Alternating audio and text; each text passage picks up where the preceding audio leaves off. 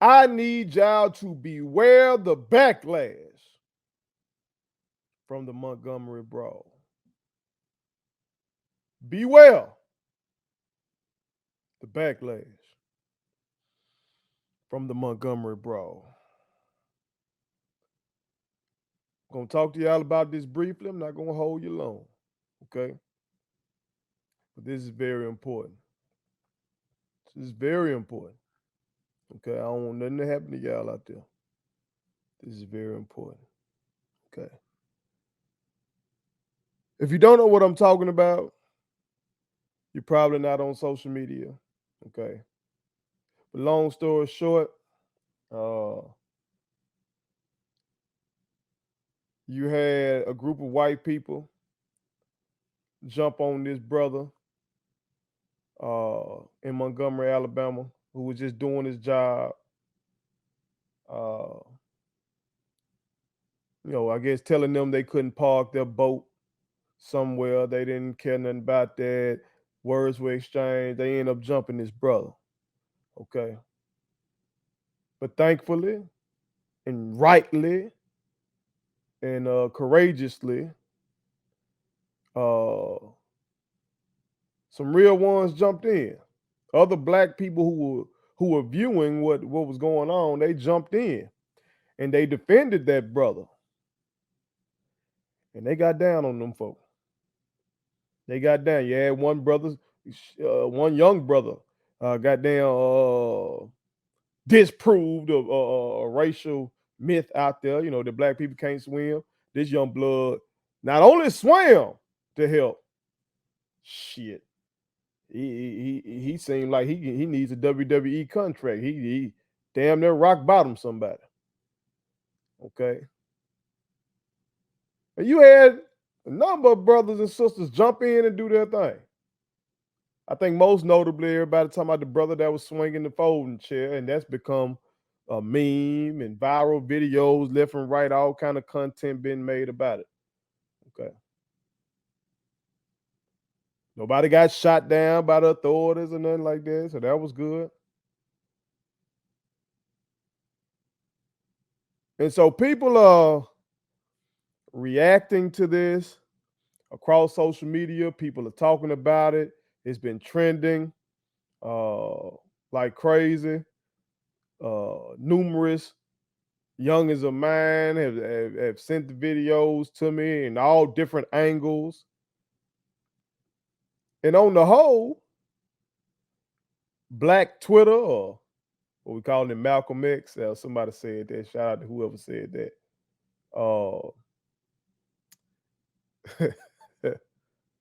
Black culture as a whole have responded favorably to seeing us come together to defend us. It was refreshing. Okay. And I get why we're so happy about seeing that, because we've seen the other side of that. We've seen it. If we haven't seen it in person, uh, we've seen the movies, the traumatizing, triggering movies that Hollywood produces, in which we can see us being the victims of white mob violence. You name the movie. Documentaries. And if you're old enough, some of us have seen it firsthand. Hell, what am I talking about? If you're old enough, I live in Mississippi, where Rankin County deputy sheriffs is pleaded guilty for what they did to some brothers. Hell, I've been a victim of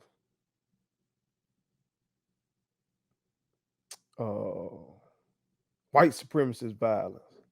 If the sucker wasn't a white supremacist, he damn sure wasn't a stand-up cop who attacked me. I tell you that, Jack.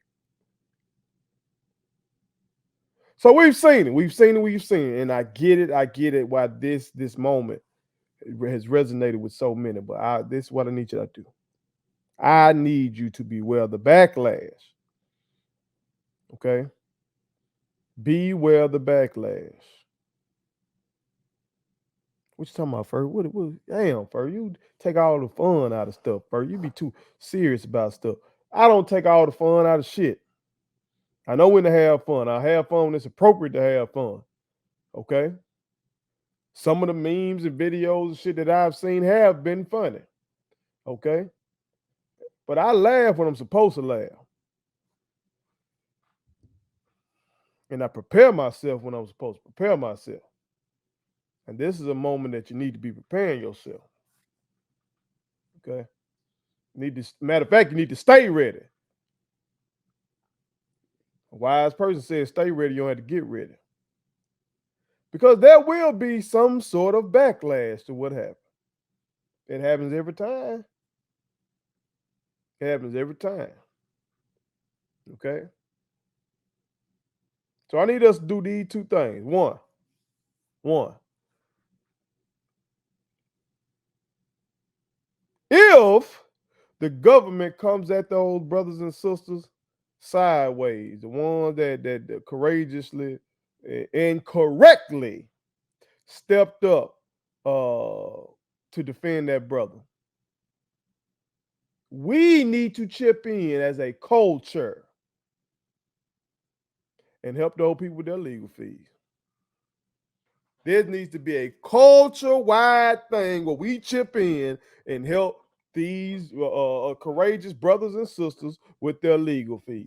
Okay, so if there's a GoFundMe or something that goes around, and we know it's legitimate, that these folks are raising money for their legal defense, God damn it, we got to chip in. And I'm talking about from our billionaires like Hove and Tyler Perry all the way down to the thousandaires, okay? I'm talking about everybody need to be chipping in. If you were able to laugh at the shit and share it and retweet it and get out, it gave you something, if it made you happy to see brothers and sisters come together to defend each other instead of killing each other, God damn it, you need to be ready now if the government goes sideways on them. And we need to contribute with our dollars to help defend them. Because all they were doing was being righteous.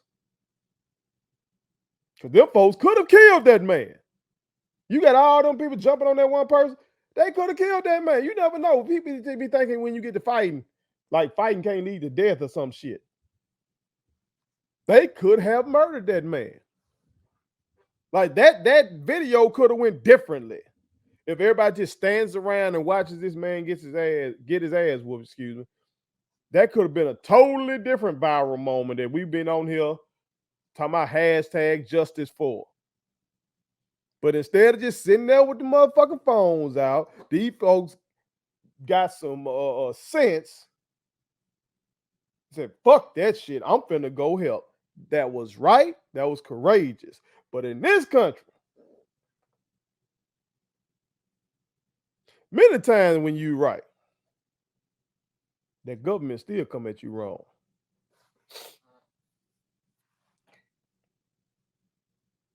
So we got to be ready to contribute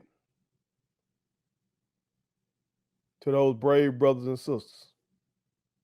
Okay? They could possibly need our help for their legal defense. Okay?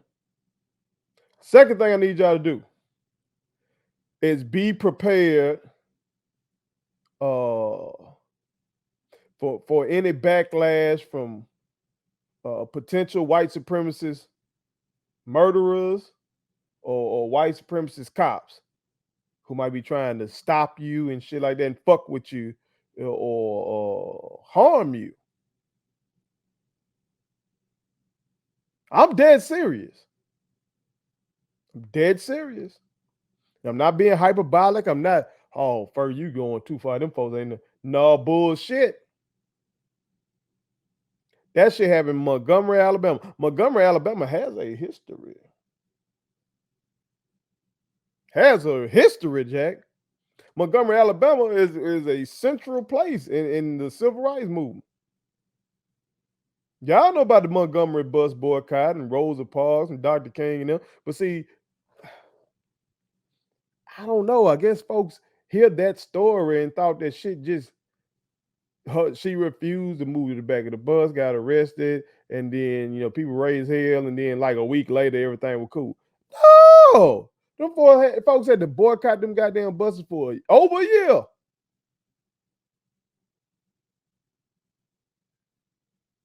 You feel me? Dedication. And there was a hell of threats of violence against those people, including Dr. King. And sometimes those threats turn real. This is a passage from Dr. King's autobiography. Okay? It says, 3 nights later, on January 30th, I left home a little before 7 to attend our Monday evening mass meeting at the First Baptist Church. A member of my congregation had come to the parsonage, to keep my wife company in my absence. About 9:30, they heard a noise in front that sounded as though someone had thrown a brick. In a matter of seconds, an explosion rocked the house. A bomb had gone off on the porch. Now that happened in the 1950s. So you might be saying, well, first, man, them days over with. You know what I'm talking about? All that bullshit. First of all, my mama was alive when this shit happened. Okay?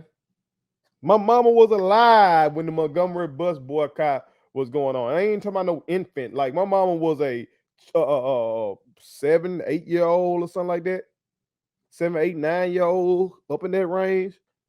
While the Montgomery bus boycott was going on. My mother. That's how close this shit is.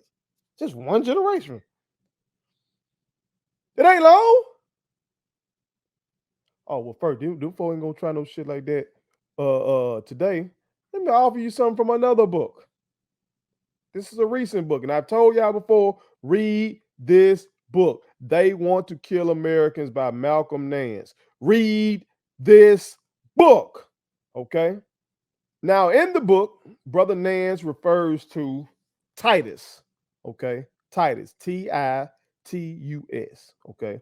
And that's an acronym for what he calls the Trump insurgency in the United States, okay? Titus, Trump insurgency in the United States, okay? So, with that said, let's look at what this passage reads. It states, the final piece of evidence that Titus truly wants to start killing Americans is enshrined in the passionate words of former Wilmington, North Carolina police officer Kevin Piner or Penner, not sure how to pronounce it, who was fired in the summer of 2020 when he was caught on video saying terrible things about people of color to 2 other police officers. His most revealing words were, this is a direct quote, we are just gonna go out and start slaughtering them fucking niggas. I can't wait. God, I can't wait. That was said by a cop in Michael Jordan's hometown in 2020. So don't you sit up here and think shit sweet like, oh, that was just Dr. King time. Them folk know not to play with us down there. Or please, I hope you were not one of these motherfuckers that was like, yeah, see, we ain't our ancestors when y'all saw the Montgomery Brawl. We have been fighting back. Our people have been doing the shit you saw in that video. Our people been doing that type of shit throughout our existence in this bitch. It's just that usually that shit was certain death. Some shit like that go down, oh, the motherfuckers would be killing us indiscriminately for a week or 2. It is because of the hard work of our ancestors that pushed and pushed and fought to make this country more of a democracy and have us in positions of power, that you saw some black law enforcement show up out there instead of just a whole group of white cops. Why you have some black officials in the state of Alabama. You feel me? I'm sure Montgomery probably got a bunch of black officials. You know what I'm talking about? Once upon a time, you weren't gonna have none of that. Even though, especially in a place like where I live, Mississippi, Mississippi was once upon a time a majority black state, but wasn't no black folks in position of power. So it's because of what our ancestors did to where that shit right then didn't turn into a slaughter. You feel me? But I don't want you to think that just because our ancestors pushed hard for that shit to create change, that you still don't have some motherfuckers in Montgomery, Alabama, and Jackson, Mississippi, and Raleigh, North Carolina, and Tallahassee, Florida, and New Orleans, Louisiana, and Nashville, Tennessee, and you name the place. New York, New York, Los Angeles, California, Chicago, Illinois, you name the place. You don't need to be out here thinking that there are not some individuals with the same mindset as the motherfucker who threw that bomb at Dr. King's house during the Montgomery bus boycott, then that motherfucking cop that I just read to you that who said they want to start slaughtering N-words. Those people still exist. They are here. They might not be in the Klan. They might be in a group called the Proud Boys. They might be in a group called the Oath Keepers, okay? Or all these other groups. There's hella groups who are waiting for moments like that. They out there training for moments to spark this shit. We've seen it. With Dylan Roof went up in there and shot all them people in the church. When that piece of shit, whoever, whatever his name is, went into that grocery store and indiscriminately shot black people. These folks want this smoke. They want a racial war. They want ethnic cleansing of black people.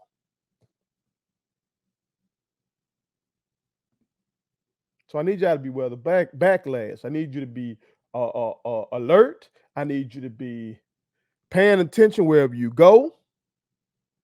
Okay. Y'all know I am a self-defense advocate, so I hope that you're armed, legally armed. I hope you have your concealed carry permit.